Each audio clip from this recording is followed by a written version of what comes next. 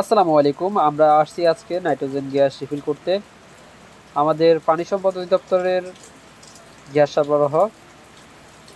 দেখুন আমরা একটা ছোট নাইট্রোজেন ক্যানের ভিতরে গ্যাসগুলো নিচ্ছি। এটা মাত্র 2.5 লিটার।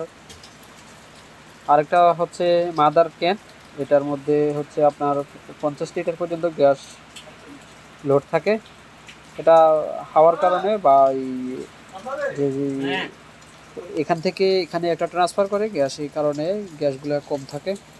এটাকে বলা হয় সিস্টেম লস। কারণ সিস্টেম লসের কারণে আপনার এই গ্যাসগুলো 50 লিটার আনলে কিন্তু আসলে 50 লিটার থাকে না। এটা এক ক্যান থেকে আরেক ক্যানে আপনার এগুলো গ্যাসগুলো সরবরাহ করতে করতে অনেক গ্যাস অপচয় হয়। দেখুন এখানে কত গ্যাস মেঘের মতো দেখা যাচ্ছে, অনেক সুন্দর একটা